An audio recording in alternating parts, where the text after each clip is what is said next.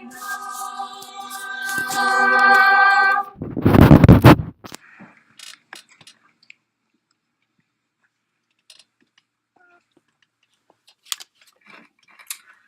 evening, good morning, good afternoon. Welcome to this program today. This is the 12th day of November 2021. And this evening, we are going to have a very explosive exposition of how the caliphate are on the rise in the northern Nigeria, how those of them in northern Nigeria have already planned to build a very powerful Islamic state with the resources coming from Biafra land. This evening, I am coming to tell you that not only that we know all this, but the point is that even the political leaders and the elite, they are very much aware that there are extremists from the northern Nigeria who are no longer very interested and they are no longer patriotic to Nigeria and they are wanting exit.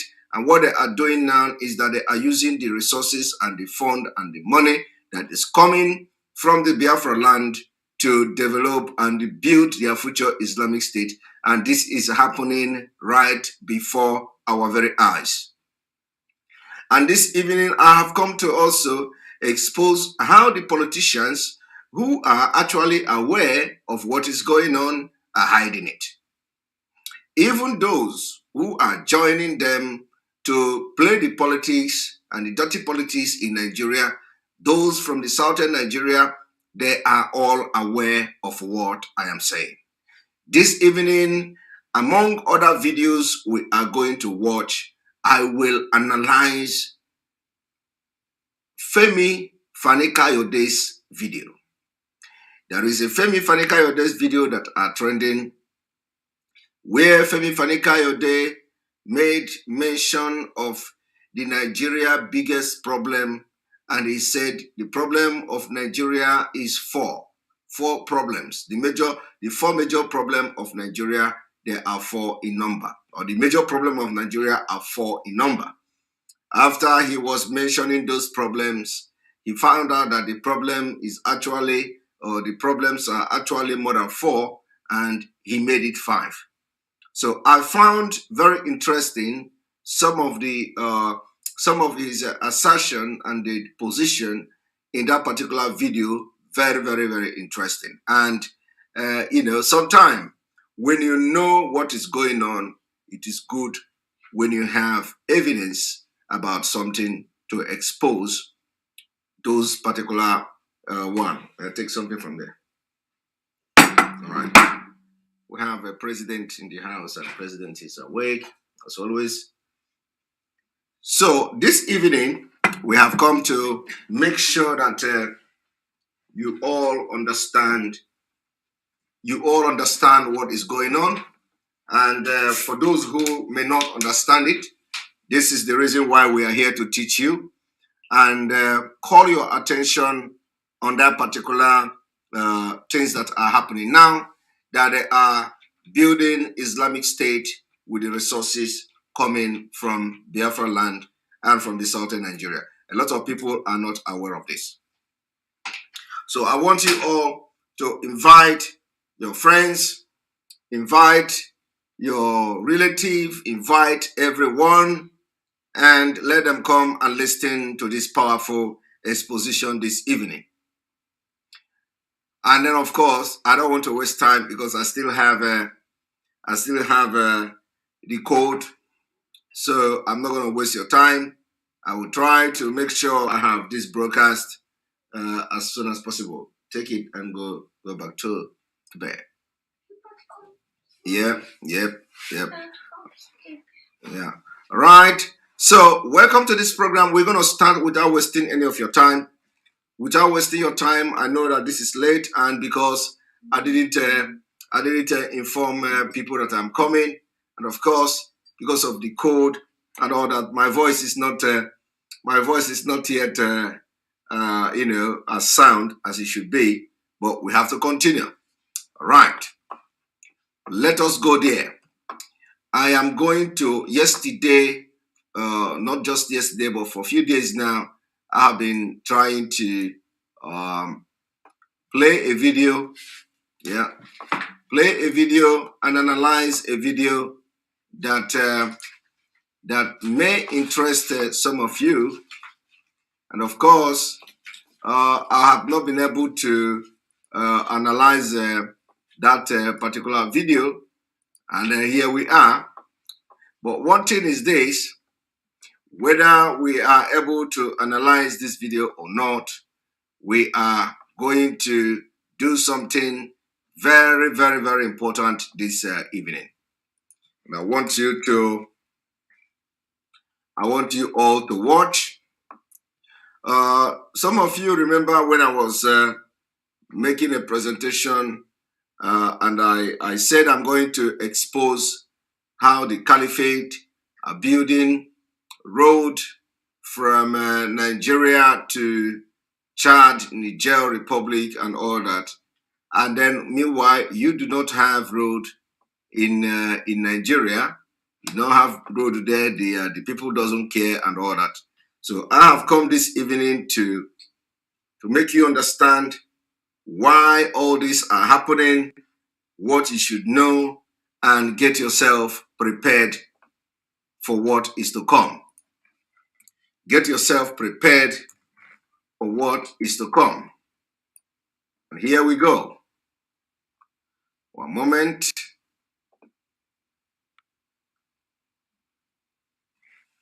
One moment.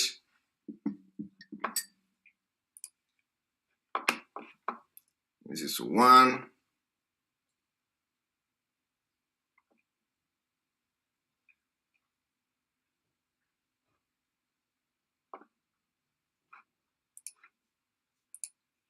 All right. Let us go there. Which one again? Yep. Here we go. Good morning. All right.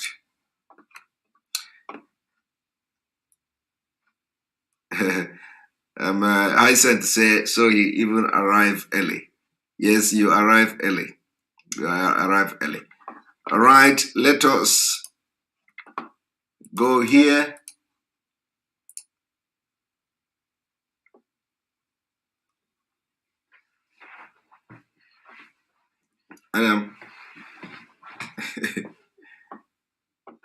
President is here.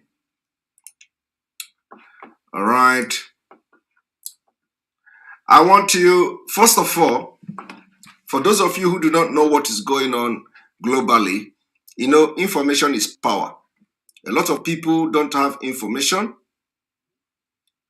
A lot of people, somebody say, if I have taken a flu shot, thank you very much. I have not taken a flu shot, and I'm going to take the shot, of course. Information is power, okay? The reason why information is power is that some people in America, some people in Europe don't actually know a lot that have gone wrong. Some people that when they hear Biafra today, they don't understand it, actually do not understand, you know, all this Biafra thing, where the Biafra, what is going on, where the Biafra come from. But I want to tell you something. Biafra as a name, you know, has been existing since, you know, very many years ago. And there is something called the Bite of Biafra, which is very, very big, okay? Now, some old men, or I don't know, some old people or some aged people may have misunderstood this Biafra of a thing.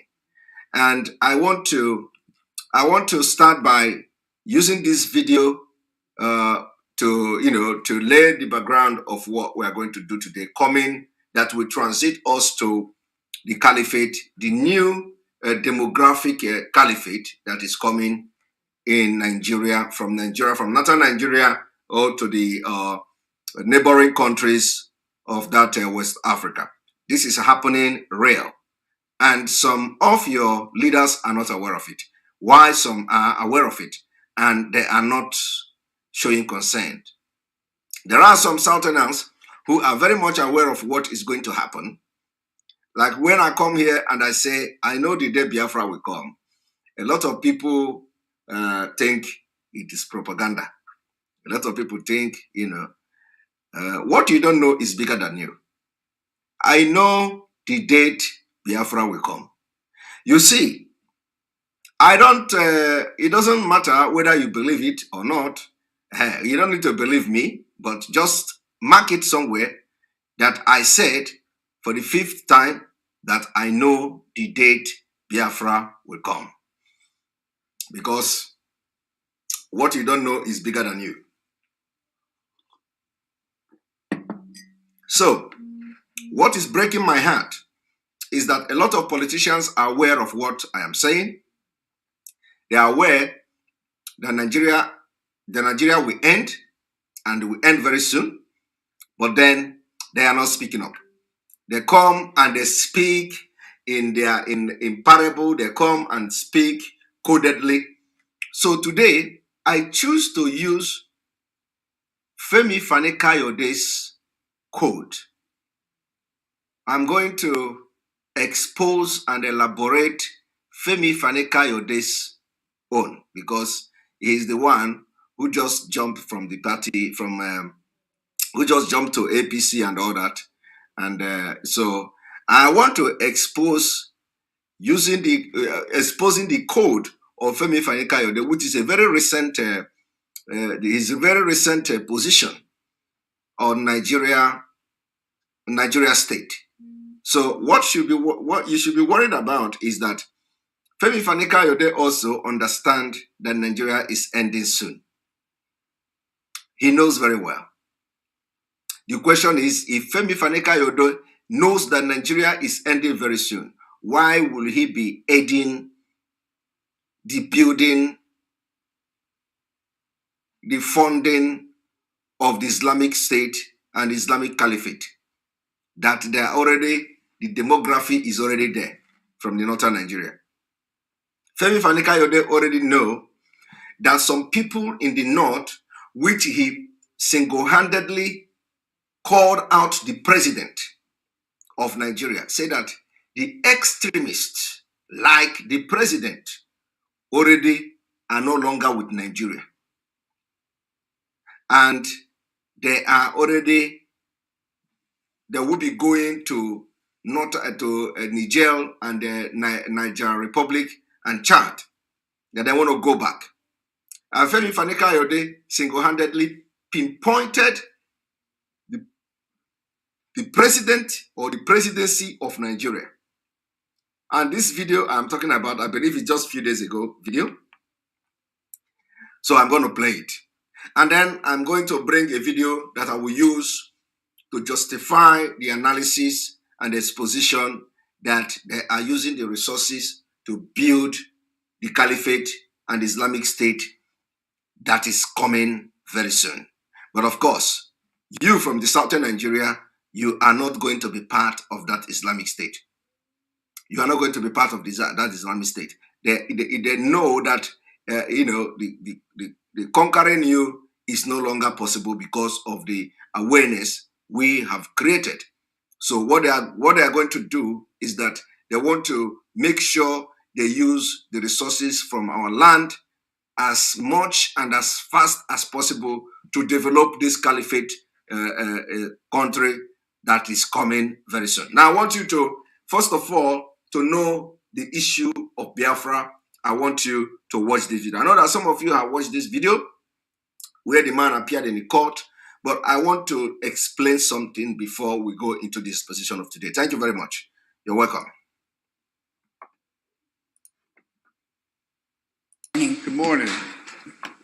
Who was driving the car? Oh, okay, sir. My ex-wife was kind enough to lend me her car so I could go to an appointment at the Veterans Hospital. I was the one driving the car. I assume that your ex-wife is Miss Pearson. Yes. My name is David Chalmers. You go to the Veterans Hospital? Yes, sir. Where did you serve? United States Navy, To overseas? Yeah, I actually went to 4 different wars in Africa. You did? Yeah. I don't remember any wars in Africa. Remember any wars in Africa? I believe it was mostly called the war in Biafra. Oh. You see, he said he went to 4 different wars in Africa. And this man, who is a judge, as old as he is, he didn't know if there is war in Africa at all, which to tell you that so many people in America do not actually understand what is going on in Africa, because of lack of information.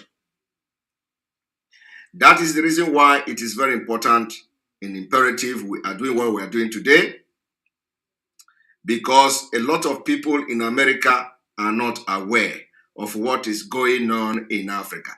This giant news media, CNN and what have you, they are not publishing, they are not reporting it. And when they are not reporting it, people are not being carried along. They don't know what is going on in Africa. They don't know where is Biafra and all that.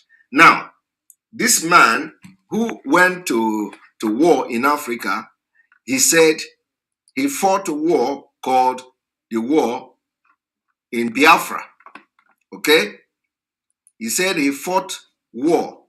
It's called a war in Biafra. You can imagine the man presenting Biafra as a continent. That is what this man is trying to do. Africa is a continent, but he is presenting Biafra as, comprising of many countries, because he mentioned Biafra and he want to explain to the man the country that, when he mentioned Biafra, the countries that fought war. He said the war of Biafra. I want you to listen to it again. I want you to listen to it. Very important. Yes. My name is David Chalmers. You go to the Veterans Hospital? Yes, sir. Where did you serve? United States Navy. To overseas? Yeah, I actually went to 4 different wars in Africa. You did? Yeah. United States Navy. I went to 4 different wars in Africa. I don't remember any wars in Africa. Remember any wars in Africa? I don't remember any war in Africa. You remember any war in Africa? I believe it was mostly called the war in Biafra. I believe it is mostly called the war in Biafra. Okay? Did you hear it? It is mostly called the war in Biafra. So when this man was coming to fight in Africa, he was coming to Africa in a war they call the War of Biafra. The War of Biafra. I want you to listen which country this man understood comprises this Biafra. Not just the War of Biafra does not mean that all the Biafra, the war was all over Biafra. No. United States Navy naval officer came to Africa to fight 4 different wars that were called the War of Biafra. Now watch.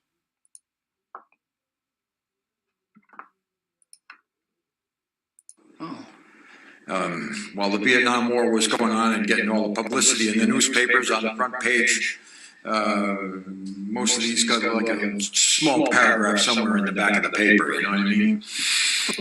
And then, of course, as the Vietnam War was going on, those wars in the War of Biafra got a very small paragraph in the back page of the newspaper. Well, tell us about that. Really, I'm interested. The first country I went to was Ivory Coast.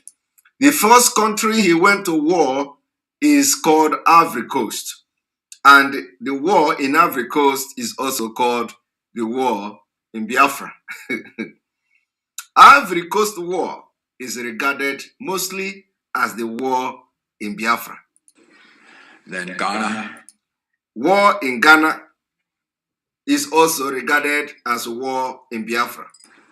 Then Rwanda, Angola, and The Rwanda and Angola is also regarded as the war in Biafra to the people in America. And then twice to Mozambique. And twice to Mozambique. And all this while, when this war were going on, as they are leaving America, they are coming to Africa to fight a war called Biafra. War in Biafra. Do you understand what I'm saying?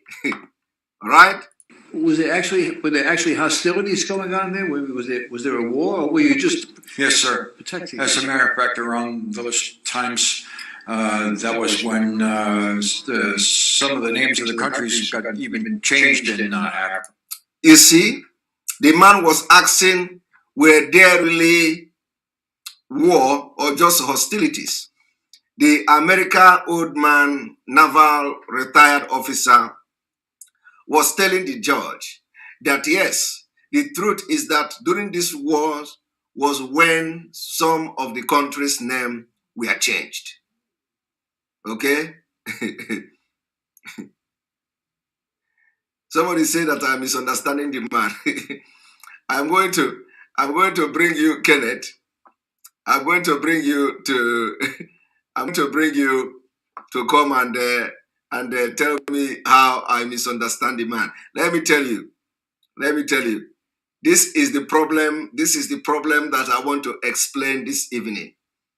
Because a lot of people are misunderstanding Biafra. When you hear the bite of Biafra, you see, some people in America may be thinking the bite of Biafra. Remember that the bite of Biafra has been removed from Nigeria map. Nigeria removed the bite of Biafra. It's a different war he was saying. Yes, of course, it's a different war he was saying. But he was telling you that in those times, some of the names of this country were changed. I want you to pay attention very attentively, because today, some people are telling you, this Biafra, what is it? The Nigeria government removed the map of bite of Biafra. They removed it from the map. So a lot of people are confused. So when these Americans who are hearing Biafra, they will be thinking, do you want to take entire Africa? They will be looking at the bite of Biafra. Probably, they may be looking at the bite of Biafra. They will be looking at, who knows? You never can tell. Why I am telling you this is that if a judge as educated as the man who is here did not know there was a war in Africa and never heard of any war, including the Biafra war at least, as a judge in America, you can imagine what the lack of information does to society. And this old man is not judging. Somebody is asking, please, is this live? This is live video, live and direct. You are watching me live and direct. So I want you to pay attention to what I'm doing. Okay. Yeah, how long were you in the service for? 2 years on active duty. Yeah. Well, you're 1 mile over what we're charged. All right. We have actually finished. The video is this. We'll finish what I want to bring out to the program. Now, how does this connect to what I'm about to do this evening is the next I want to explain to you. Okay? You see, when they have this bite of Biafra, where they have these countries and all that, and the name was changing. The name was changing. They change a lot of names of the country. They divide everywhere. And today we have Nigeria, we have Southeast, we have South, all that. We don't have it before. Okay. Now let me also tell you that the people of Adamawa, Atiku Abubakar, the people of Bakassi Peninsula and all that, all these people, all these places you see, have been moving on and forth and back. Some in Cameroon, some in Nigeria. Some moved back to Cameroon, some moved back to Nigeria. Both from the Bakassi Peninsula and from the Adamawa state. Some to Cameroon, some to Nigeria. Or what was the process of allowing those people to go back to Cameroon or allowing those people to join Nigeria? It was through a process called plebiscite, referendum. Now, I want to ask you, during the time of this Atiku Abubakar coming to Nigeria, to become a Nigeria, was Nigeria and does Nigeria have referendum in the constitution? Does Nigeria have referendum in the constitution? This is a question I want to pose to you. During the time the Atiku Abubakar and co came from Cameroon to join Nigeria, was it through referendum? Is it not through plebiscite? Now, Nigeria accepting them to be part of Nigeria, is it not also through a plebiscite? They accepted them. So, the question now is that for those who are asking you, for those who know something and they are claiming, somebody say Michael Johnson, my brother,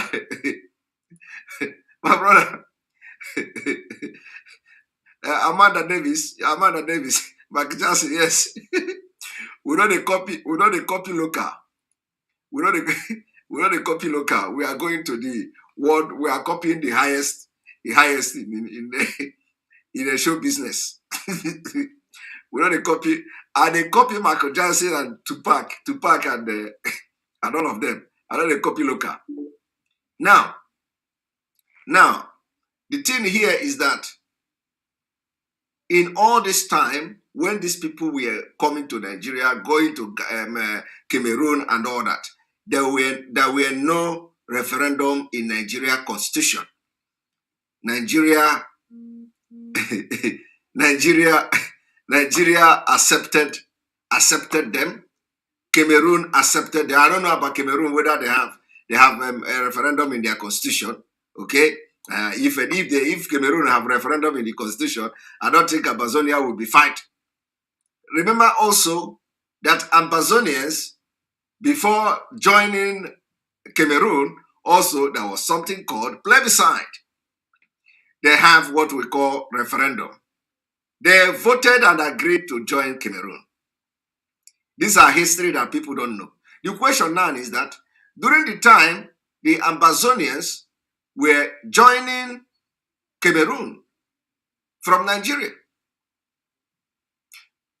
did we have referendum in the constitution? It's an assignment I'm giving you. I am giving you assignment. Did we have referendum in the constitution of Nigeria? Huh? I don't know. I'm asking you people. I have just given you 3 instances now, or 2 instances. Let me just say 2 instances. I've given you the people of Adamawa. When they joined Nigeria, it was not by by order or decree. No. Cameroonians, which Atiku Abubakar is part of, did not become Nigerians by decree. It was through a democratic process called plebiscite, otherwise called referendum. Did Nigeria have referendum in the constitution during that time? Is the question I'm asking you today. You have the one they call Bakassi Peninsula. Before the Bakassi Peninsula issue, you have what we call the Ambazonia.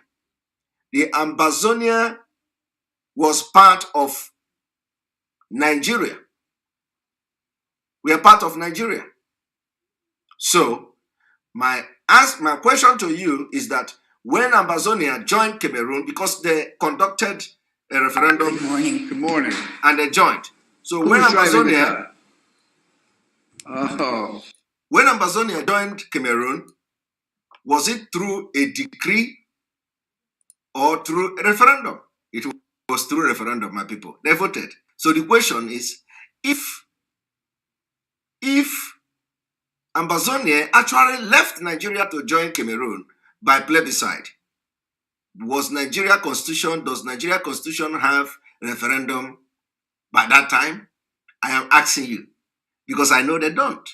And if there are anything like referendum in Nigeria constitution back then, why was it removed? But let me tell you that we are no referendum. Now, but of course you can do that research yourself, okay? Coming back to what I have come to do this evening, okay?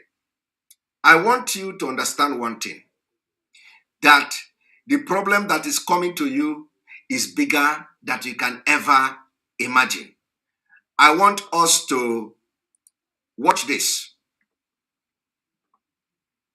with open mind. Watch this with open mind, okay?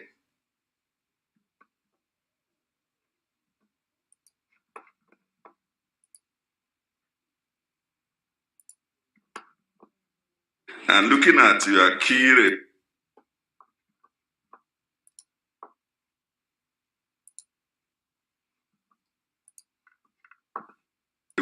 which you've highlighted from A to E. Looking at your key railway project, which were highlighted from A to E, A, B, C, D, E. That is bigger than that of of Maradi. I'm not even talking of South. So what policy guide, what need assessment, what study of federal character integration will make a Ministry of Transportation put 284 kilometers from the end of the north to Maradi? 284 kilometers from end of the north to Maradi. Are you watching? Did you hear that? Amechi, 284 kilometers from end of the north to Maradi. Gate petition US over alleged state-sponsored terrorism in Nigeria. Tackle federal government on Mazi. Wow, I'll have to look for the petition and I will make an exposition on that. And thank you for your super chat, Lochi. Now, did you hear that? From the end of the north, Amechi is building 280 kilometers of railway up to outside Nigeria. I am coming with another mind-blowing exposition, but listen to this man. And we're reconstructing narrow gauge in the southeast south. This, to me, is part of why the integration in this country will always be a challenge. Because things are done with so much impunity, things are done with so much, you can't do anything. This is our common money. You see, your common money. You see, the problem of this politician is that, especially this one, is that he don't understand. He don't understand. He is calling it impunity. It is not impunity. I am going to prove to you today that there is nothing like impunity here. This is a complete systematic implementation of change of demography in this Sahel region. Sahel is going to become Islamic caliphate. A very powerful Islamic system are going to come to the entire Sahel. They want to use the money from southern Nigeria to develop and build this caliphate, and then thereafter they will exit Nigeria.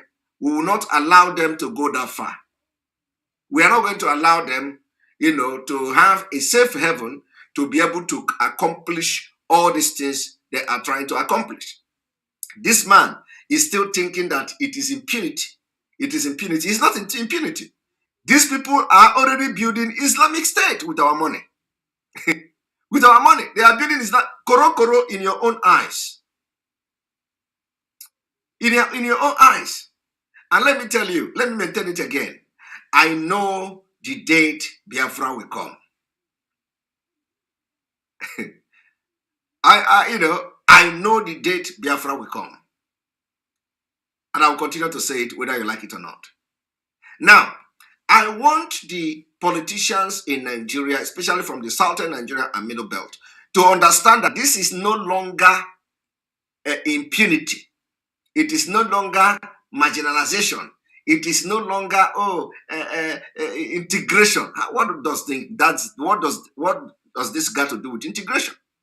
No. What is happening is they are building Islamic caliphate before your very own eyes, and they want it to be very powerful. And the money is coming from your region. I want you to watch.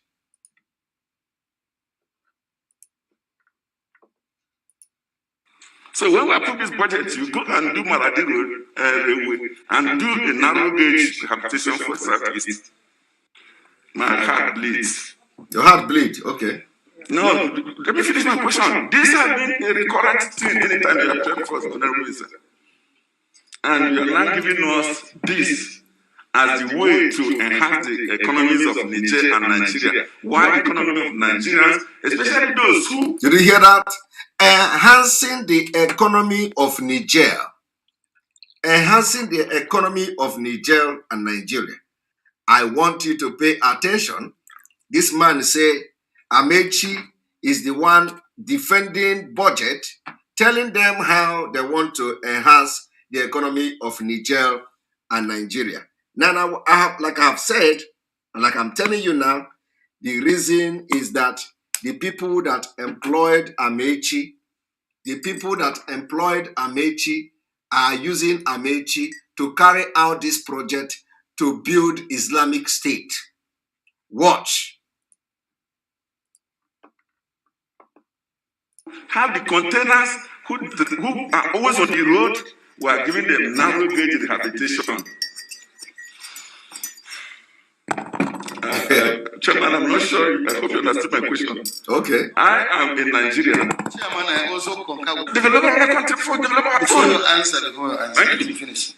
No, I concur with you because we consistently challenge you. Why would you give us those in the eastern part of Nigeria from southeast, north central, northeast? You are giving us the archaic old model narrow gauge. Then you are now spending a lot of money to do modern, what do you call it, the modern gauge to other countries.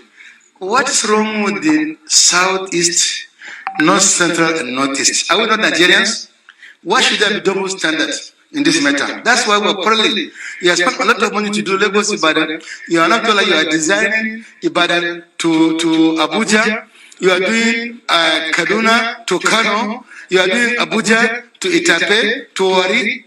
What's wrong with the southeast, north central, particularly the southeast, Benue, Plateau, Taraba, Bauchi, Gombe, Borno, and Adamawa? What's wrong with us? Are we not Nigerians? Probably this man is from the middle belt. This man is from the middle belt. So this chairman, because but some of them, they can come and pretend as if they are fighting for you. They are not fighting for you. But let me tell you, you are listening to that.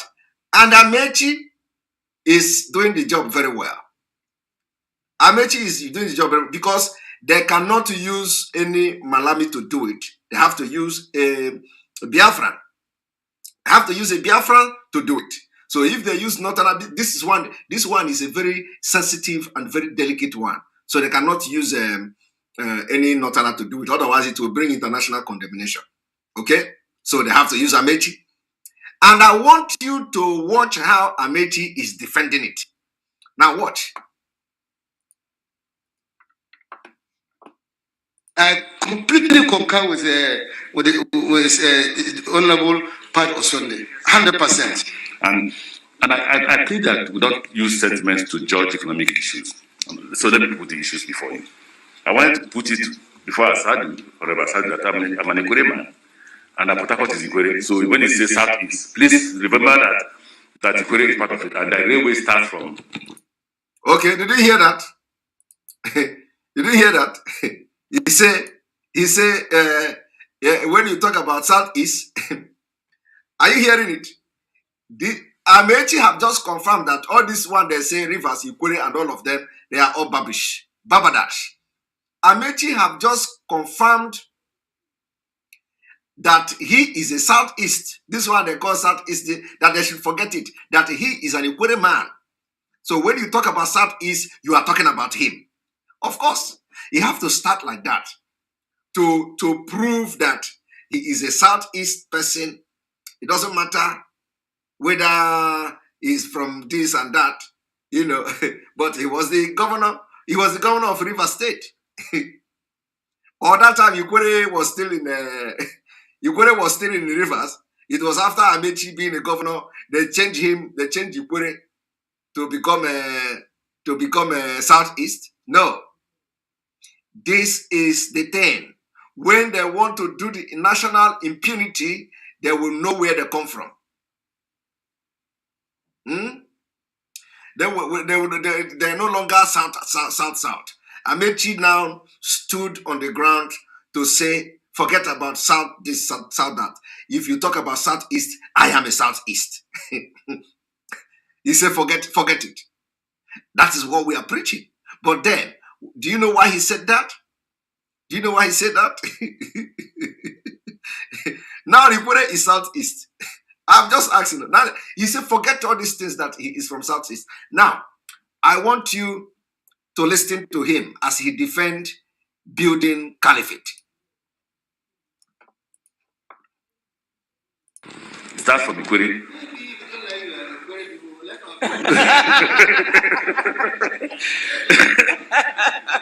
From primary school, I was taught that charity does not begin anywhere; it begins at home. And I'm a Christian. Love your neighbor as yourself means that you will love yourself first before you love your neighbor. Amechi is watching our program because what Amechi said now is what I normally quote. For you to love your neighbor, you must love yourself. So Amechi is now telling you that love your neighbor as you love yourself. Now, and I want you to understand how he misquoted this love your neighbor as yourself. He didn't show he loved himself. Okay? If Amechi loved himself, as he claimed, coming from the south or the eastern region, he should tie all the road in the east. Enugu-Onitsha Expressway is a federal road. That place is not motorable. So how can Amechi now be telling you, love your neighbor as yourself? And you did not build the road from Onitsha to Enugu. And you are spending billions, building Niger Republic. Niger Republic. Let us see how he defended this thing by quoting the love your neighbor as yourself.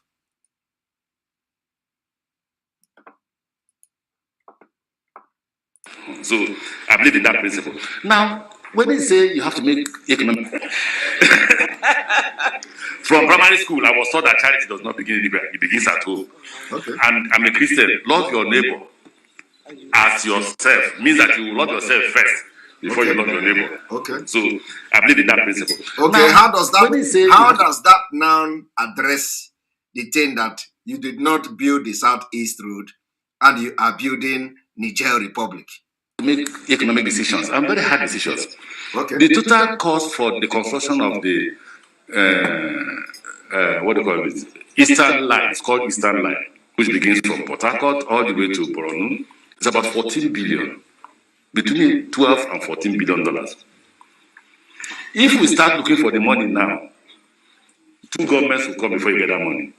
Okay. So the reason why he cannot build it is because if you want to build it, it will cost 2 billion, whatever. So instead of that, they are going to leave it until if they start the road, they will do it until another government come. You see, these are the idiotic people. I know the date Biafra will come. Akiko, Jobman Code, Marcel Obiago. You are hereby banned on this page. These are the idiotic Irat that are collecting 500 naira to recharge and come to YouTube and start talking rubbish. The only thing you will do now is to watch and you will never comment on this page. Goodbye. All right, that's how we do it. And you know one thing?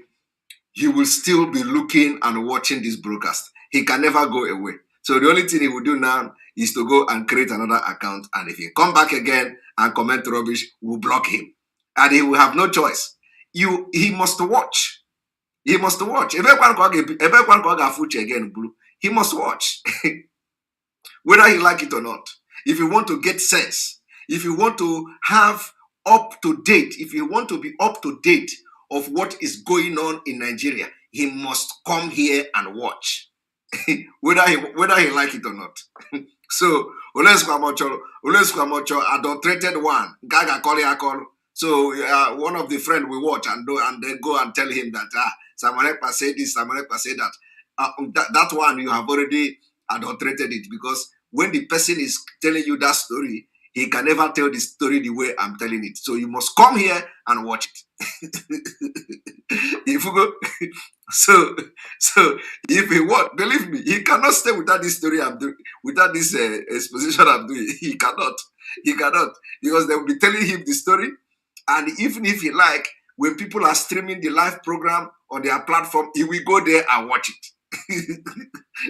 And when he make the comment there, I have not seen the comment, so he's not talking to me. Okay, because I know a lot of people are streaming our live broadcast all the time, so he can go there and watch it. But if you want to get the first-hand information, he must come here live. So he's gone. He's gone. All right, let us continue. So now the question now is, if you look at Amechi is telling you the reason why he cannot build his own road in his own country is because of the money.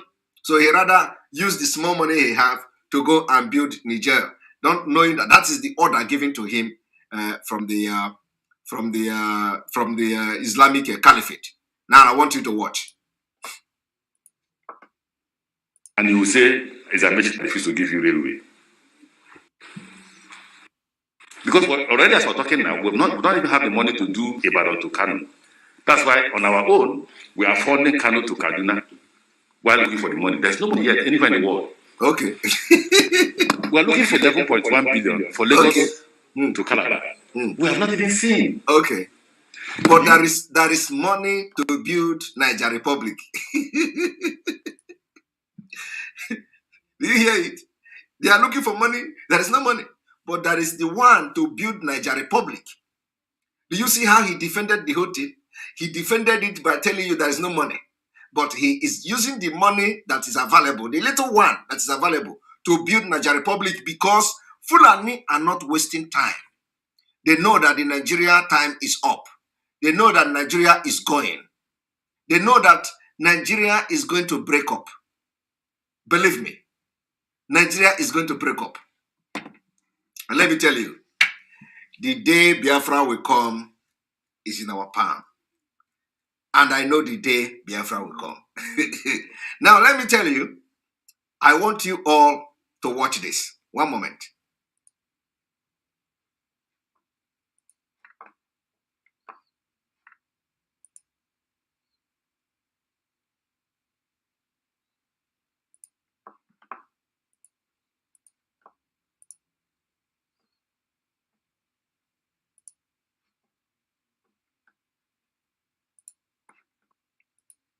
Now, I come across another very mind-blowing video about the gas pipeline. Okay? And I want you to see how this gas pipeline is going to be funding the Islamic caliphate that is coming from in the Sahel region of West Africa. And this whole plan is already concluded. But what will shock you now today is that the politicians are aware that Islamic caliphate is coming, which is going to be a very big Islamic caliphate in the Sahel. And even Femi Fani-Kayode is aware of this. Now, I want you to take a look at this particular gas plant or gas pipeline. I want you to watch. This is happening. There's something is happening when.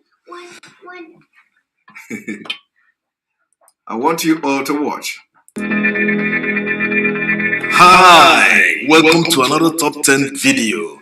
In this one, we'll be looking at the top 10 gas pipeline projects in Nigeria. These pipeline projects include the ones that are under construction, the ones that are still in design stages, and even proposed ones. Natural gas is one of the cheapest sources of energy, and Nigeria has it in abundance. That's why they are massively expanding the pipelines to reach many cities in order to power industries like cement companies, residential users, power generating plants, and other industrial users of gas. So quickly, without wasting time, let's see number one. But before that, push the subscribe button first and enable notification. Thanks. And these guys, they did a very good job. Number one is the Trans-Sahara gas pipeline. I want you to look at the Trans-Sahara gas pipeline. It is going all the way to Mauritania. It is going all the way to Mauritania. Now, remember that Mauritania is where this man come from. You know the man called Ahmed, Baba Ahmed or something. Baba Ahmed came from Mauritania. And today there is Trans-Sahara whatever plant that is going all the way to Mauritania. Thank you, Success Chika Oderinwele, for your super chat. Amechi said that there is nothing wrong for Nigeria seceding her sovereignty to China. Adjust the look, Amechi. Thank you very much for your super chat. He said that, I remember. Now, I want you to understand that this gas pipeline is coming from Obigbo. Started from our own Obigbo. Obigbo. This Obigbo, from Obigbo, they will draw this gas pipeline all the way to Mauritania. All the way to Mauritania. And they are going to do everything to protect it until the Islamic caliphate is complete. Now, I want you to watch. Pay attention. This is a huge project. For more details, check out the video we did about the Nigeria-Morocco gas pipeline project. This pipeline system has a capacity of 180 billion cubic feet of natural gas per year.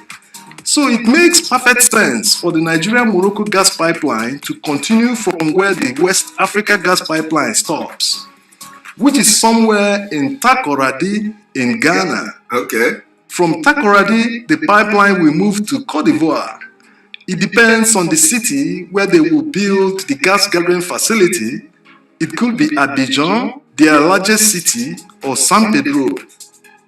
After Côte d'Ivoire, the pipeline moves to Liberia, then to Sierra Leone. Sierra Leone has a lot of beautiful islands. They even have banana islands like Lagos. Yes. After Freetown, the pipeline will head to Guinea-Conakry. Yes. It is around here that Mali might decide to connect to the gas pipeline. From Obigbo. Because the distance from Conakry to Mali is under 400 kilometers. Pipeline from Obigbo. After Conakry, it will move to Guinea-Bissau. Guinea-Bissau has a beautiful archipelago that draws tourists to the country. After Bissau, the pipeline will move to Senegal and Gambia, Obigbo. Only Obigbo. landing in Dakar and Banjul, respectively. All right. After here, it heads to Mauritania, landing anywhere around the coast or the capital city, Nouakchott. All right. All the way to Mauritania. From Obigbo. I wanted to do this because I felt like From Obigbo all the way to Mauritania. Powering Ahmed Baba. His country.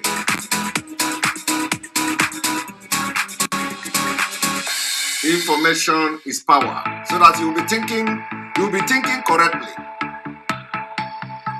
Number 2. Number 2 is the transnational gas pipeline, phase 1A. Okay.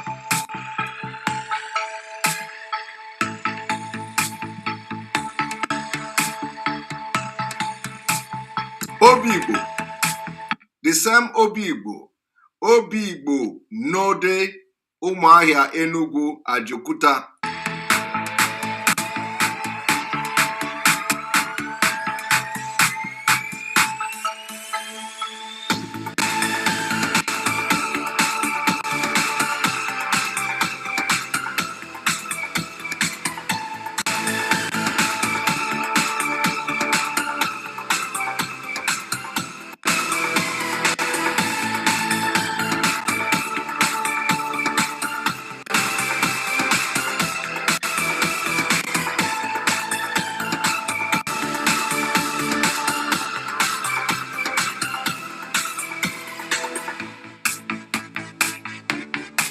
Number 3, I hope you understand now. Number 3,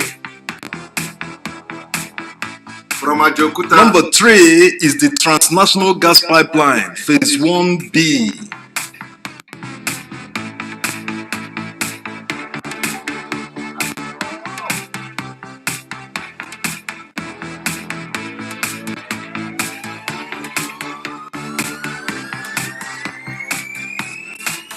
Ajokuta, FCT, Kaduna, Zaria, up to Kano.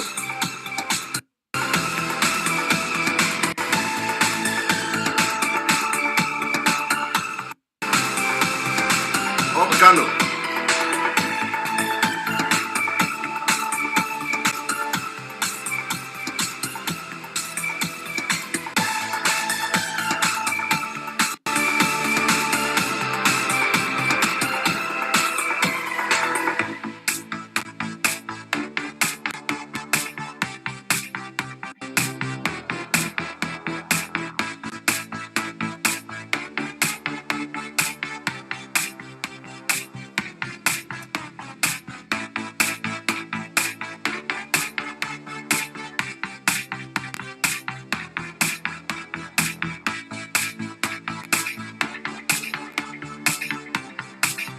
It cost $2.8 billion.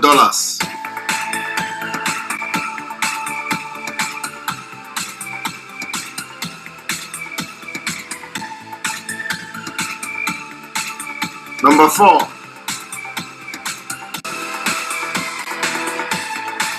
Number 4 is still part of the transnational gas pipeline project from Cawthorne Channel to Alakre and Obigbo Node. Obigbo Node, from the same Obigbo. From the same Obigbo.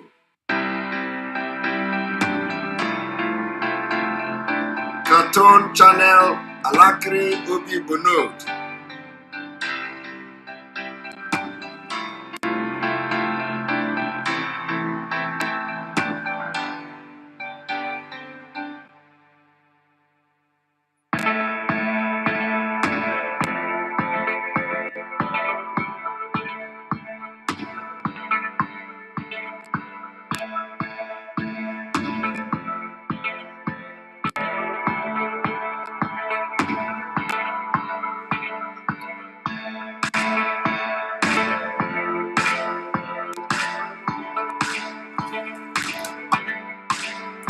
You see, somebody claimed that Igbos are stranger the person say Oyigbo. Let me look for a comment, because it is good to always have this kind of issues addressed immediately as they come. I see a comment that said Igbos are strangers in Obigbo, and that they went there in the 70s. That person did not just lie. That lie is from the pit of hell.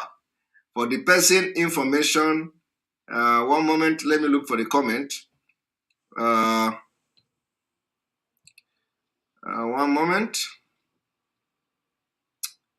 Where is that comment that say Igbos are strangers in Obigbo?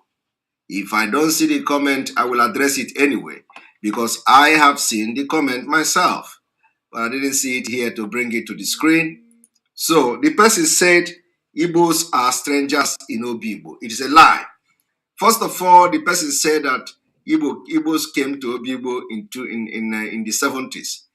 Let me tell the person and inform him or her that if Igbos came to Obigbo in the 70s, he should understand that the name Obigbo was changed to Oyigbo in 1973, either 1973 or 1975. But anyway, between 1973 and 1975, the name Oyigbo, the name Obigbo was changed to Oyigbo. And I have the court document, when the people tried, when they changed it from that Obigbo to Igbo. So, and if you claim that Igbos came there in the 70s, so it means that they only, immediately they came in the 70s, they changed the name. Let's assume that they came there in the 70s, they changed the name to Obigbo, and then within 3 years, 1975, okay, Martin Ojon, thank you very much, 1975. So it means that they changed it, immediately they came there, they changed the name to Obigbo, and then in 1975, the people that are there, who you claim are not Igbos, went to court to change the name from Obigbo to Igbo. So what is Obigbo in your language if it is not Igbo language? What is Obigbo in the language of those who you claim own the Obigbo and not Igbo people? So Igbo people, the Obigbo are Igbo speaking part of Biafra, and there is nothing you can say for this particular fact to change. So stop nursing your injury about the fact that Obigbo is one of the biggest oil deposit, and because it is the Igbo speaking part of Biafra land, and all of you want to change history. You can never change history, no matter how you want to manipulate it. That is just the fact. So whoever made that comment, go and ask for history and read it. And you understand that in 1975, the name was changed from Obigbo to Oyigbo. So you have to tell us, why was the name changed? Who gave the place Obigbo? How many years has that place answered Obigbo before 1975? That is the question I want to pose to you. I want you to go and tell me what was the original name before 1975. Thank you very much. Because that, when you answer that question, it is going to address, when you answer this question, it's going to address your concern.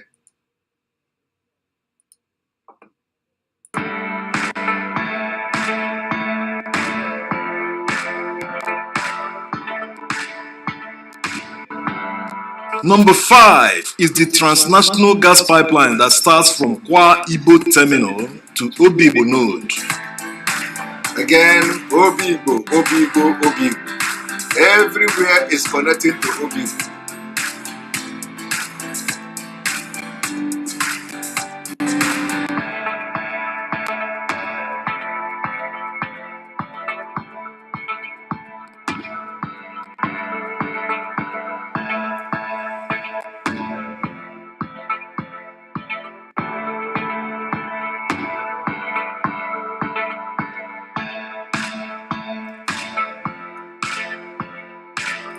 And I want you to understand why they made sure the genocide in Obigbo was committed, why Wike or Wike made sure he killed Igbos in Obigbo, is because when you are watching this whole plant, this whole pipeline, everything is coming only from Obigbo node.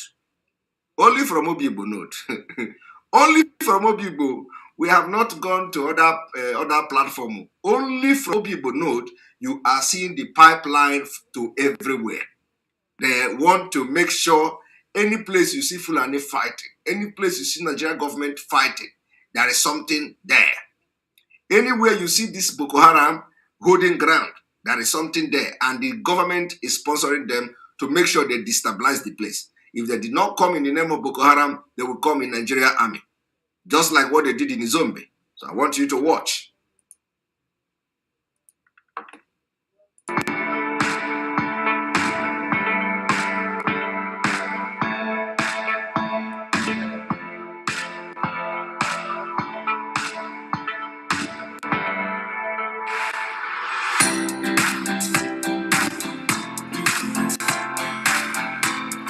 6.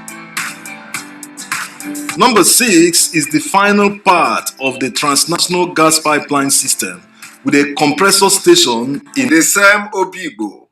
Obibo. 5 of these transnational gas pipeline projects have a total cost of $5.153 billion.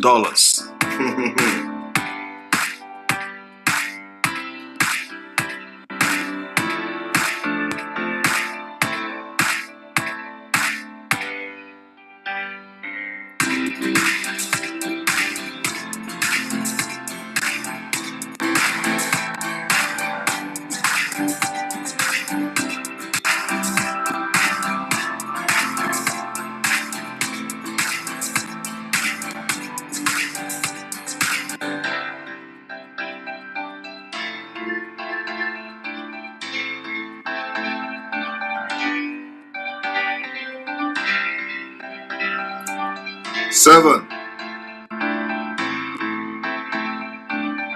Number 7 is the Ibadan-Ilori-Jeba gas pipeline.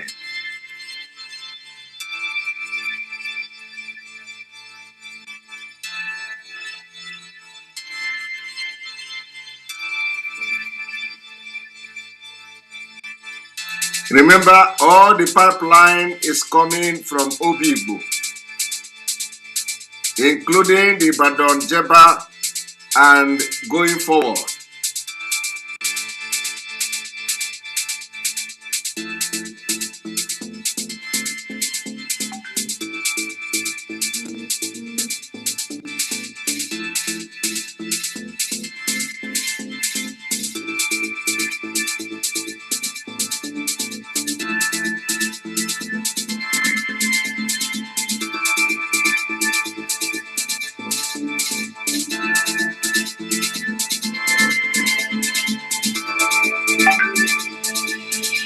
Number 8 is the proposed Aba-Owerri-Nnewi-Onitsha gas pipeline project. You see, when it comes to Aba, Owerri, Nnewi, Onitsha, they call it proposed gas pipeline. Proposed. So it is not that they are going to do it because they don't want anything that will boost the economy of this region. So what they do is that when it comes to anything, you see the number of that one, number 8. Enugu, Owerri, Onitsha proposed gas pipeline. And when you see the number they put it, number 8. And it is proposed. So I want to proposed. We are going to. Okay? We are going to proposing pipeline. And the governors are there. All of them killing our young men, young women in the name of fighting shadow. Why the people are ripping you off, rendering you useless, bringing your economy down, making sure that you will never stand up to fight the caliphate when they rise. Finally, they are empowering Mauritania.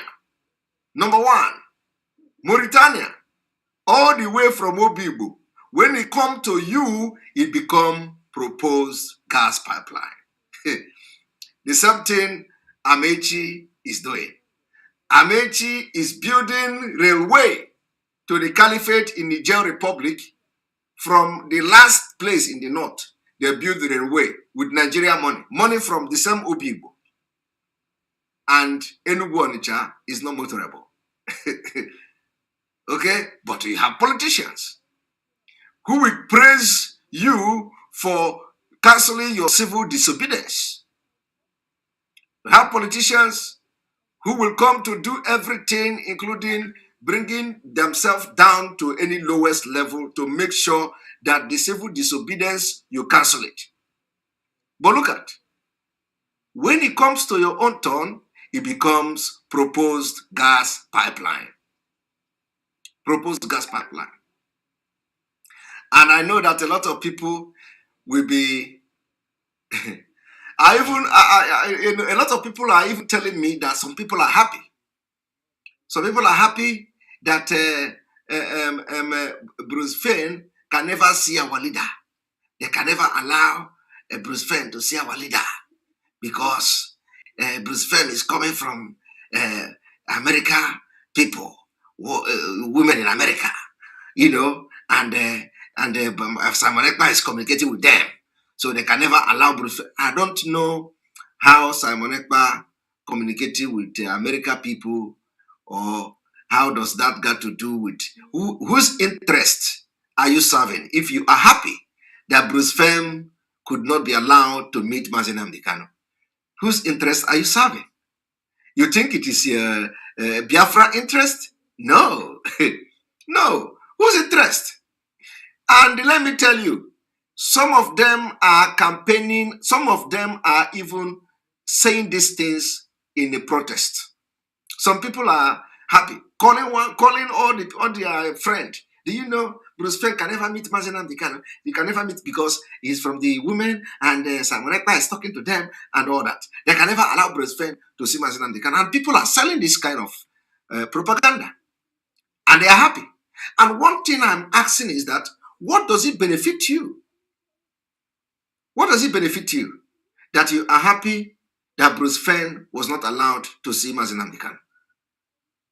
And what does it, how does that concern Simon Ekpa when everybody is fighting for one leader?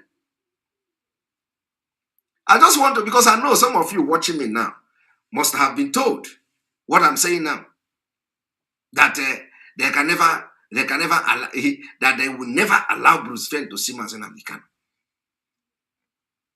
So whose interest are you serving?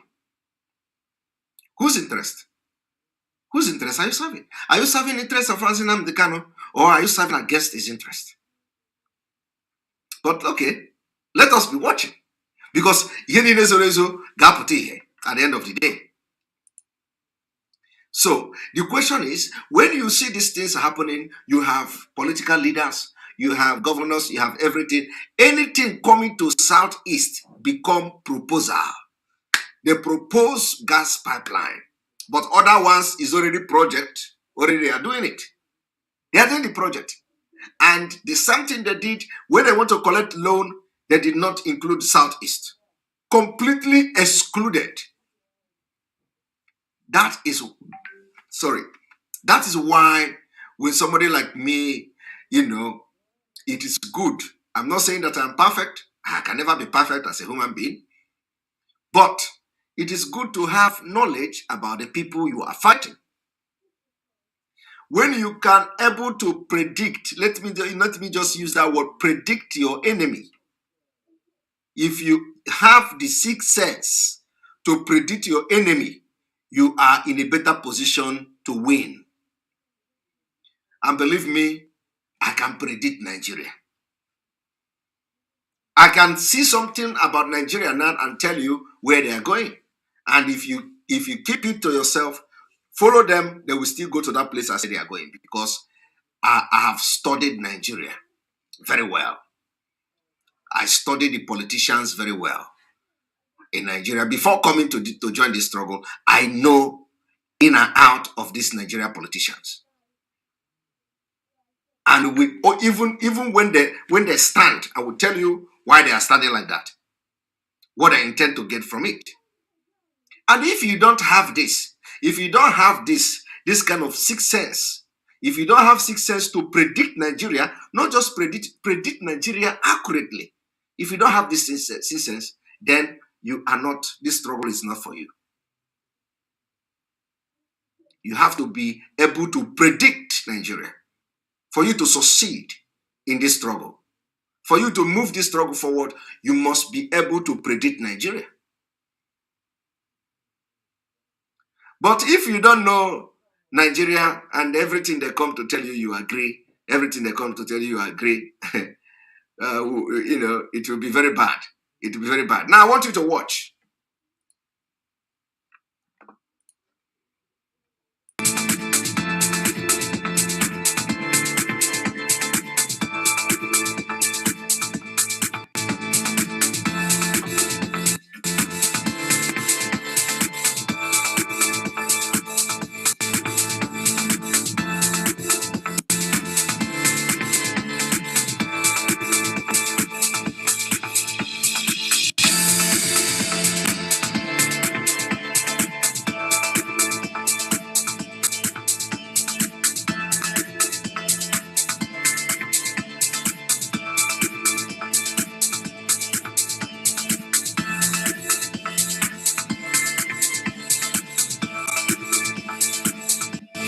You see, expected completion not available.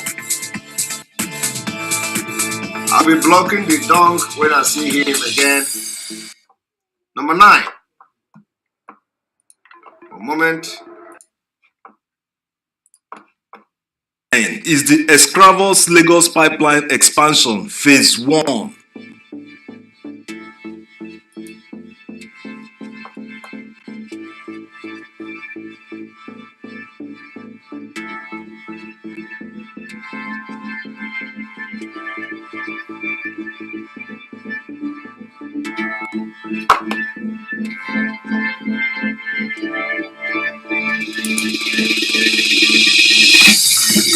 Gladys Pure Heart, thank you for your super chat. Please block Dog Heart. I'm looking for him. He will be blocked.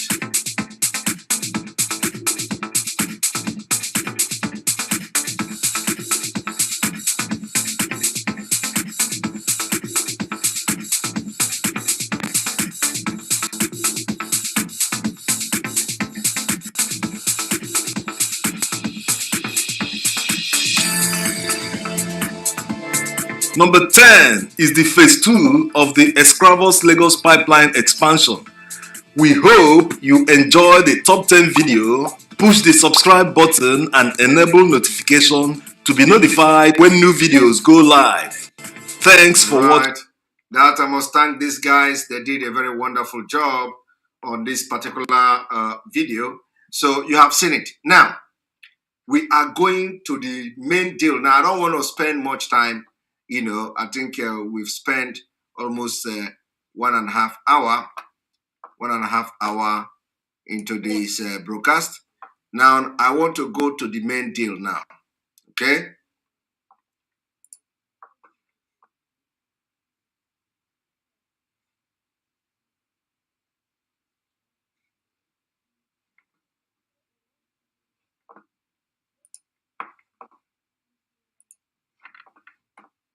The video I'm about to play now is video of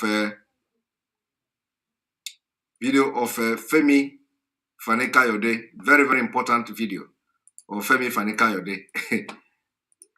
So if you know Femi, you can forward this broadcast to him that we have used his video to teach today, because he is one of those who knows the truth, and he is still following the Janjaweed, and is even jumping. We know his own is gone, like he can no longer be trusted by anybody. But he said truth on this video, and that truth I'm going to use to teach the people today, to let people understand that some of them are actually aware that Nigeria end has come.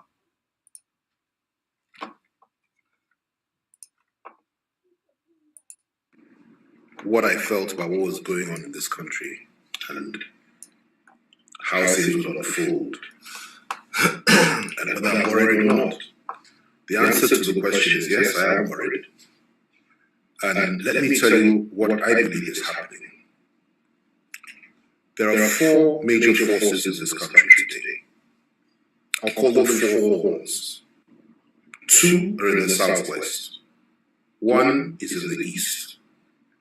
And the 4th one is Buhari, and he represents the north. Now in the southwest, you have 2 horns, very powerful, aggressive, focused, and very, very committed horns, in the persons of Gani Adams, who is the Ariana Kakanfo, and the other is Sunday Igboho, who, by any standard, is the hero of millions. Exceptionally tough young man.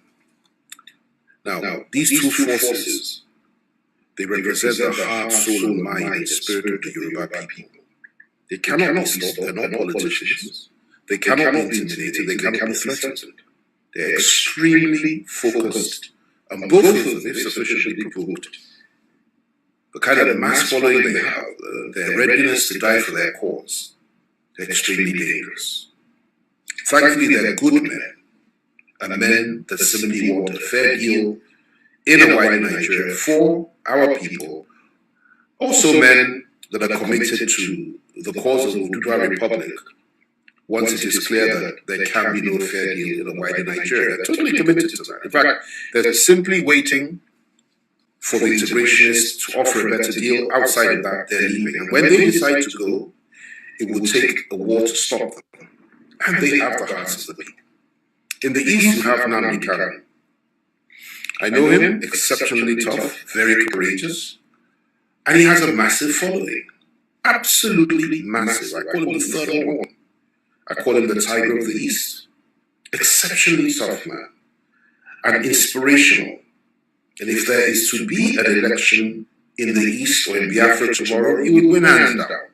He has the hearts, minds, and souls of the people. And he's fighting for his people. Then you go up north. And you go, before I get to the president, you go to the Middle Belt. There's a man who's a good friend of mine, he's at Oxford. Brilliant man, Obadiah Malafia.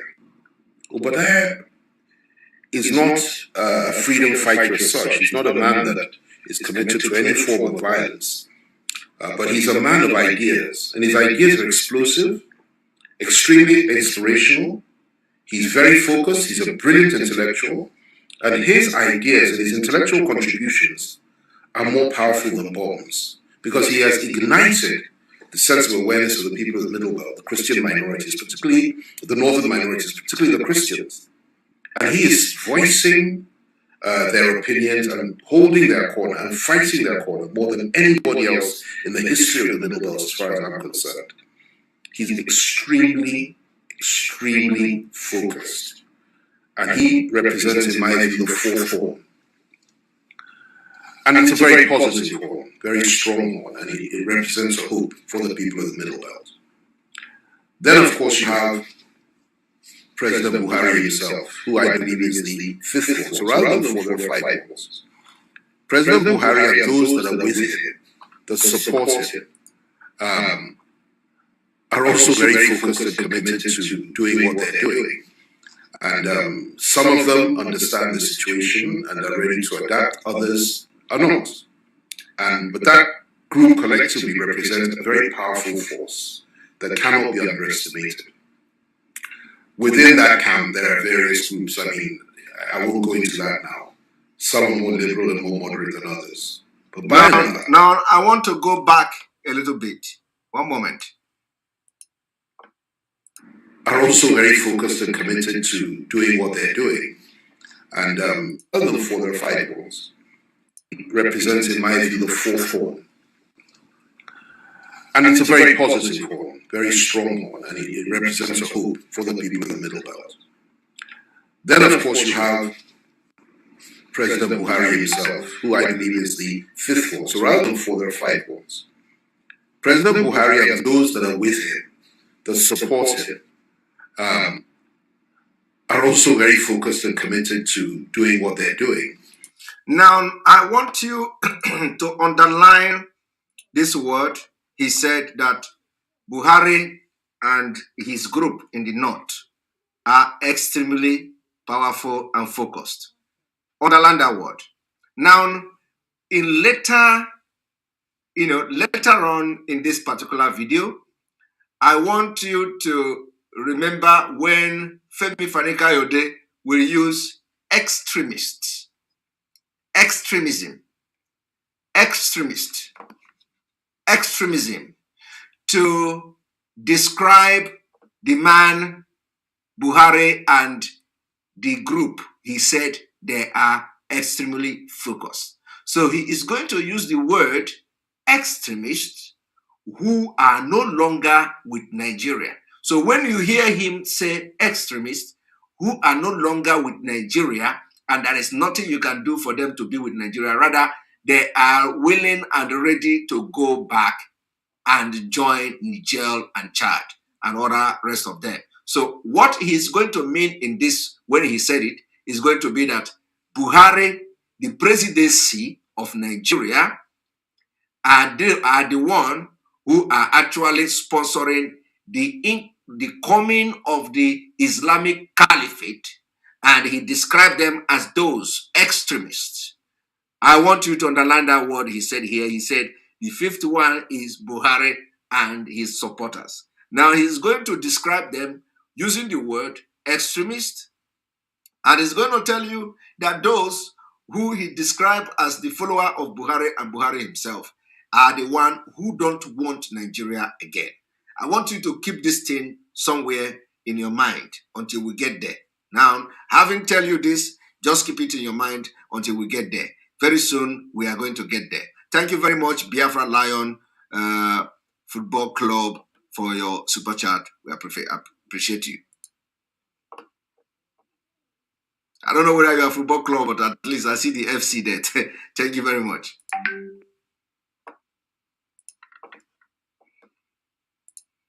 And some of them understand the situation and are ready to adapt, others are not.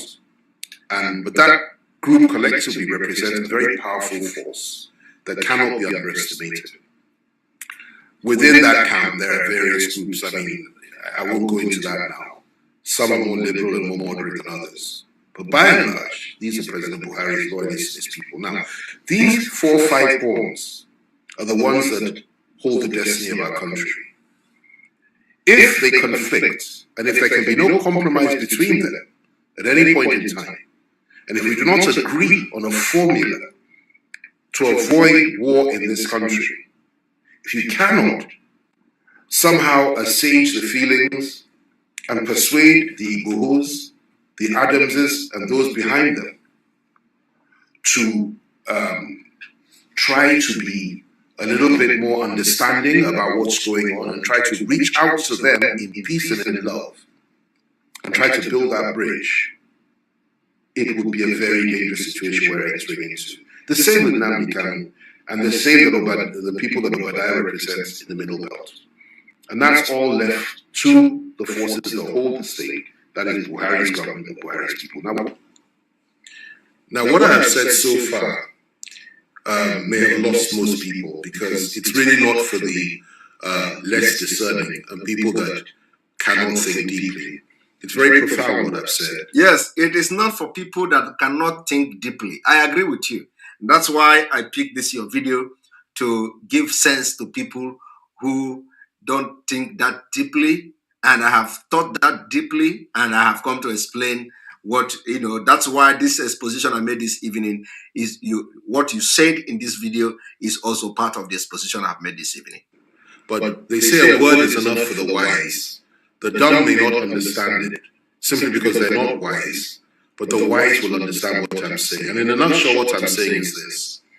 Politicians may act and behave as if really nothing is happening and that things are in order and that we're moving towards 2023. They are already acting like that, and they are already acting like that, including you yourself. But I'm very happy that you are saying it yourself. And they are totally and completely besotted and obsessed with who will become president tomorrow. Okay. Or at least in a couple of years. But what they fail to appreciate is that in 2 years' time, there may not be a Nigeria left. Okay. In 2 years' time, there may not be a Nigeria left. In 2 years' time. And I agree with you. I agree with you. There may not be a Nigeria left. If things go on as they're going now. And which they are going to go. I kid you not. I'm very, very close to many, many politicians in this country. Yes, you are very, very close to them, including those in the northern Nigeria, and you know exactly what their plans are. And you are going to review that plan in this your video. I've been involved for many, many years. And I have never seen this level of ethnic nationalism being expressed and being exhibited amongst the Yoruba people, and amongst the Igbo people, and amongst the people of the Middle Belt, as I have today. Because they have come to realize that the North are building Islamic caliphate in the Sahel. That is the reason why they are pumping billions and billions of naira and dollars into developing Niger Republic, Chad, and what have you. And you are going to say it here. In fact, it's so extreme that I'm sure it's far more so than even just before the Civil War. Okay. And that's what we're dealing with. And people like Igboho, particularly, and Adams, and Kanu, and Obadiah Malafia, and even Buhari himself have tapped into the power and the attraction of that ethnic nationalism. Okay. Rightly so, in my view, it can be used in a positive way if it's used properly. It's tapped into that, and there's nothing wrong with that. But where these ethnic nationalities are on a collision course, particularly when it's the Fulanis against the rest, or where the rest are saying enough is enough, and where the rest are saying that they are tired and they are fed up, and where the rest are saying that they will not be intimidated or threatened by anybody, even those that organize coercive arms of government and control the state, and where the rest are saying that, listen, if you consider us to be slaves, we will show you that we're not slaves. And you have people rising up in those areas, like the names that I've mentioned, like the horns that I've mentioned, to say we will defend the honor and the future of our people and will preserve the lives and property of our people no matter what. That is exactly what we are doing. And that's why some of us, irrespective of the fact that what transpired have transpired and what happened has happened, we continue to maintain our stand that we should always stand by our word, irrespective of what is the outcome of it. That is the point here. We are no longer romancing this whole thing. We are no longer dancing to receive money. What we are doing is to show how serious we are. And that thing that is going to happen tomorrow, let it happen today. I remember when thank you very much, Zeke, for your super chat. Sarah Beauty is not a DSS agent. She is tired of seeing Igbos die. Everyone should play their part, not just Igbo. Thank you very much for that. So when you see somebody like me coming to say we need to take dangerous decision, and I listened to some people, some inconsequential people, illiterate, trying to define dangerous. Some people went to dictionary, they abandoned Biafra, they went to dictionary and start copying the definition of dangerous. Dangerous is this, dangerous is that. You want the America to call us terrorists. Dangerous. Go and follow this. I just watch these people, read these people. It is only disappointment that I see. And these are the people who have been chanting all over social media for the past 8 years about Biafra. Every time they are chanting Biafra, Biafra, Biafra, you don't know that they are not real. It is only now you are going to understand that they are not real. Thank you, Lochi, for your super chat. Sarah Beauty is not DSS. She has a powerful point. Igbos are dying too much and dying alone. So, when I see those comments, I just weep because honestly, I don't understand the group of Nico Poop that are shouting Biafra all this while. You make a point, somebody will go to dictionary to look for the meaning definition of dangerous, and they will start making a point out of it. Okay, dangerous. Okay, some of them are even writing dangerous. They want to define dangerous.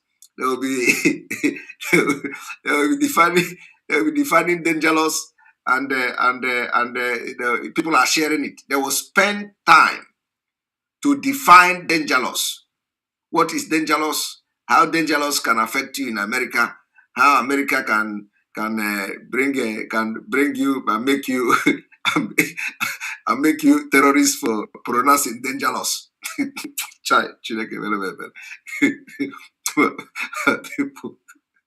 Jesus Christ. Hi, ndị mụ na ha sa agbanta.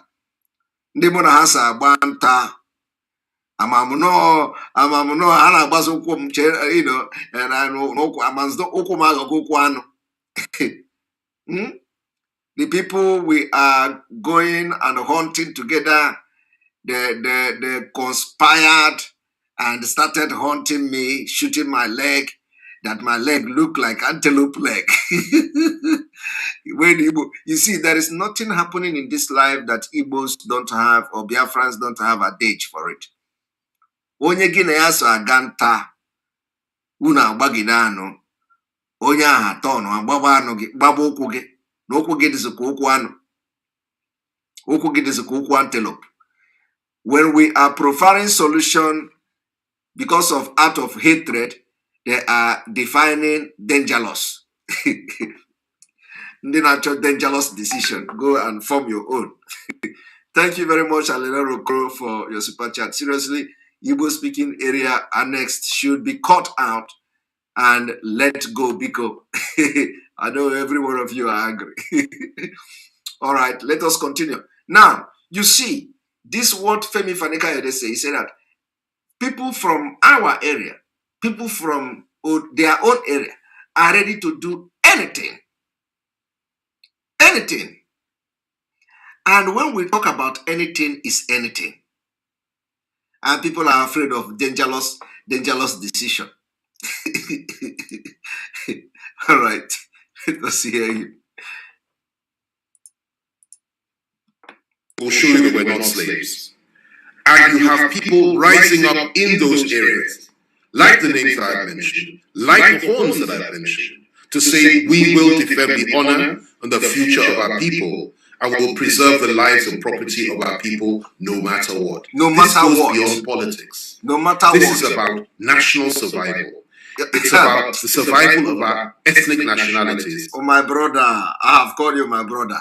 It is about survival. We are not fighting for regional government.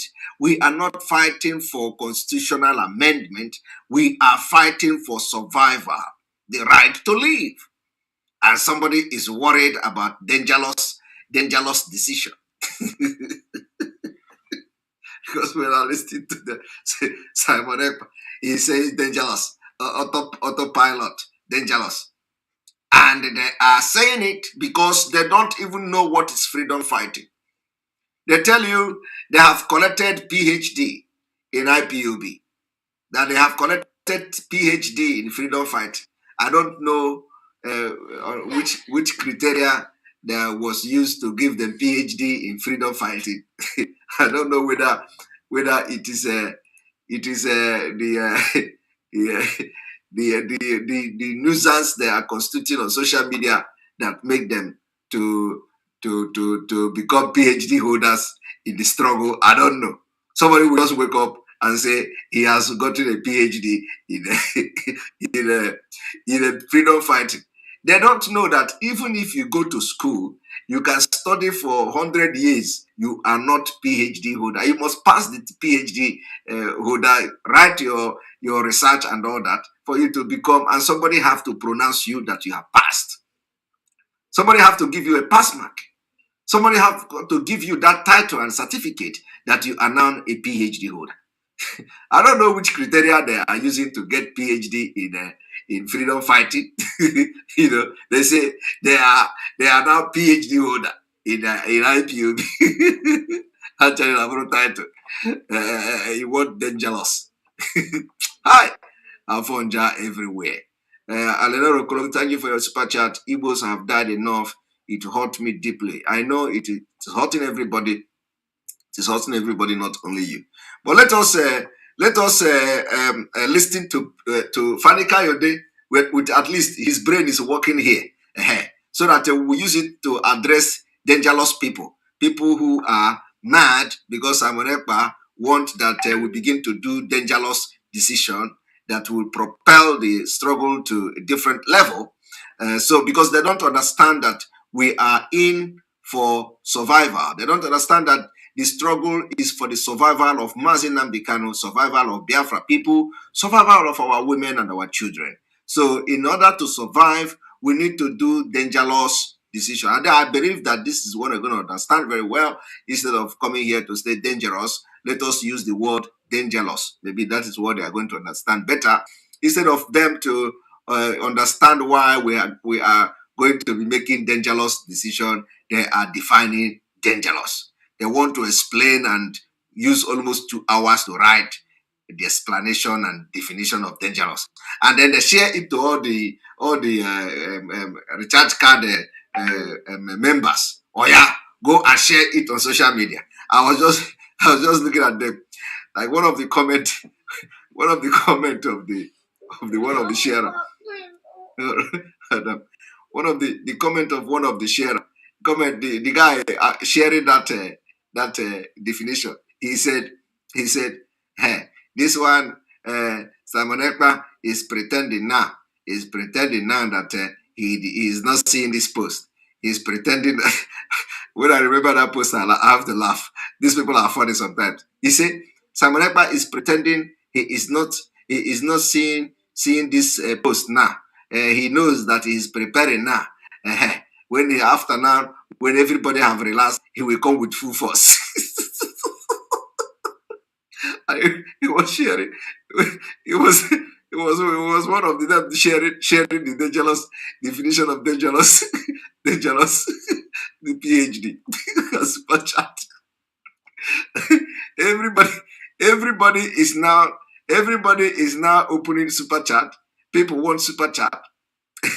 People want super chat. In fact, please don't give me super chat. Take it to them and let them have their own super chat, their own national cake, so that they will at least enjoy what we are doing.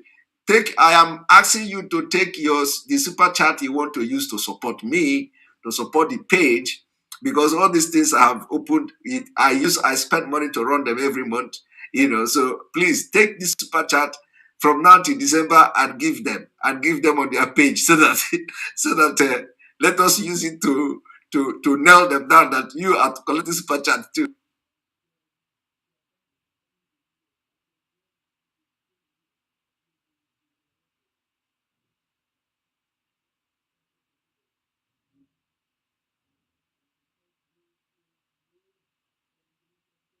Because you have seen all of them support me, give me star. It's nobody. I'm not.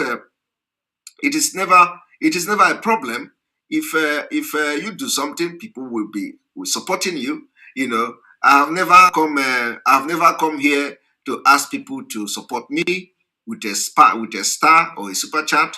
I've never come here to ask people to donate money to me or donate money to the platform or to anywhere. I've never come here to ask anybody to donate money to me or to anyone that we are going to use it to build our platform. I've never done that. But look at them. All of them are doing it. All of them are doing it. Give me star. Support me. Put the money there. I've never done that. But the people who are telling you to put star, they are attacking me. All of them are PhD holders in Biafra struggle. Right, and let us continue.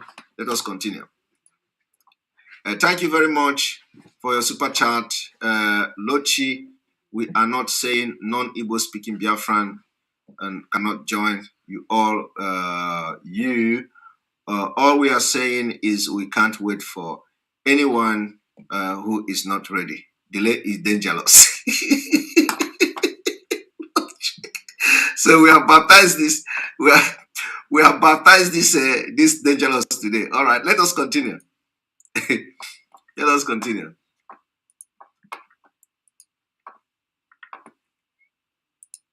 And it's about the unity of our country. So I would urge politicians and those that cannot think very deeply to begin to think about what's going on. We're sitting on a keg of gunpowder, and we're acting as if nothing is happening. We put our heads in the sand like an ostrich, and we're pretending that nothing has gone wrong. In the East today, people are being killed every day, being butchered by our security forces. And of course, unknown gunmen, as they call them, are also attacking not just civilians, but members of our armed forces, members of our police, and so on and so forth, which of course I do not support. I think it's wrong. Violence both ways is wrong. And two wrongs do not make a right. So what's going on there is unbelievable. In some cases, in some parts, policemen cannot even wear their uniforms now because they're scared of being attacked. And this is very sad. Same in the South. In the Southwest, you have massive militias being built up around two charismatic leaders who are prepared to go all the way if sufficiently provoked and if the state cannot guarantee the lives and properties of the Yoruba people. And let me tell you, it is only because the elders of the Southwest have been holding them back and chanting restructuring as a way out. That is why the West has been a little bit restrained. This will not last for much longer. Okay. The people there are fired up and they want their own country. Okay. And you can't wish it away. Okay. The Middle Belters have been completely suppressed, subjugated, oppressed, cheated, and belittled for so many, many years now, far more than any other group in this country. They are also seeking for emancipation. They also want a way out. And that is ably reflected by the activities and words of a man like Obadiah Malaifa, like I said earlier. And then, of course, you have the core North itself, represented mainly by President Buhari and those that think like him. Not all are extreme. Some are not. And thankfully, those that are not so extreme are the ones we can reach out to and talk to. But those that are, have no place in Nigeria anymore as far as I'm concerned, and really ought to consider going back to Chad, Niger Republic, wherever they come from, and resettle there. You didn't hear that? I want you to listen to what Femi Fani-Kayode said here. Pay attention, let us listen. He said that people with Buhari, they are no longer interested in Nigeria. This is the fact. Of course, he did not present it the way it is, but I'm telling you today, every exposition I have done here just landed on this particular statement. Listen to him. And thankfully, those that are not so extreme are the ones we can reach out to and talk to. And then, of course, you have the core North itself, represented mainly by President Buhari and those. You see that? You see that? The President Buhari own, they are extremists. And those who are not extremists among them are the ones they can reach out to. But it does not work. They are working for Islamic State. And listen to him telling you that those people with the Buhari are already fed up with Nigeria. They want to go to Chad. That is the reason why they are building, they are constructing railway, building pipeline, building everything in Chad, in Niger Republic, all these countries. If you are wondering why they are doing it, this is it. So think like him, man like Obadiah Malaifa, like I said earlier. And then, of course, you have the core North itself, represented mainly by President Buhari and those that think like him. Yes. Not all are extreme. Some are not. Not all that are extreme. Some are not. Are you hearing that? But Buhari represents them. And thankfully, those that are not so extreme are the ones we can reach out to and talk to. But those that are, have no place in Nigeria anymore as far as I'm concerned, and really ought to consider. You see, he said that those who are extremists are not, don't have any place in Nigeria anymore as far as he is concerned. And because he knows and he rapport and he communicate with them and he have more intelligence, he have more information because he deal with them every day. So he's telling you now that they are no longer interested in Nigeria as far as he's concerned. You don't know what he know. You don't know what Femi Fani-Kayode know. He is telling you now that Buhari and his people are no longer interested in Nigeria. That is why Amechi is defending build railway to Chad and Niger Republic. That is why they are pumping money. Every money they are pumping is going to Niger Republic and Chad. Because not that they are going back. They don't want to go back to Chad. They are already preparing an Islamic State from the Sahel region. They are not living anywhere. Buhari is not going out of Katsina, or his family is not going out of Katsina. They are going to stay in that Katsina, but the point is that when Nigeria split, Katsina and the thing that follow them will become Islamic State, including Chad. They want to join all of them together. That is why they are putting money and pumping money into northern Nigeria, after Nigeria, to the entire Sahel. Do you understand it? I want you to watch it again, because I have to attend to my president very soon.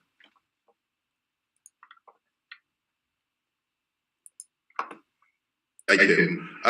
Not all is ably reflected by the activities and words of a man like Obadiah Malaifa, like I said earlier. And then, of course, you have the core North itself, represented mainly by President Buhari and those that think like him. Not all are extreme. Some are not. And thankfully, those that are not so extreme are the ones we can reach out to and talk to. But those that are, have no place in Nigeria anymore as far as I'm concerned, and really ought to consider going back to Chad, Niger Republic, wherever they come from, and resettle there. Wherever they come from. But as far as this country is concerned, whether you listen to me or not, whether you believe me or not, and we will have this conversation again in about 3 years' time. And I'm sure at that time, you will say, yet again, FFK was proved right. But for the now, the important thing is to recognize the challenges we're facing. Cause these horns to come together and negotiate and discuss the way forward. Because if we don't do that, I assure you, there will be conflict somewhere down the line. Okay. The state cannot hold these forces down by arms. Okay. The state cannot suppress the will of the people of the Southwest through arms. They cannot do it. They can't do the same to the people of the Southeast. They can't kill everybody in the South. They can't kill everybody in the Middle Belt. No, some people who are PhD holders in the struggle are believing that the state will kill everybody. Those who have PhD holders, those who are afraid of dangerous decision, they are believing that the state can kill everybody. So you don't, Femi Fani-Kayode, with all your experiences and all your two-sided mouth and all that, they don't believe you. So they believe that the state can actually kill them, can kill everybody, and the Biafra and the America will come and join them to kill everybody in 21st century. So I don't think some people agree with you, but I agree with you because I reason very deeply, and I am an experienced person, at least to some extent. So I agree with you because my brain is working. My brain is working. I agree with you. It is only those who do not understand will disagree with you on this particular one. But I agree with you. They can't kill anybody. They can't kill everybody with guns. They cannot. Although some people believe they will, but I'm agreeing with you. They cannot kill everybody with guns. But I want you to listen.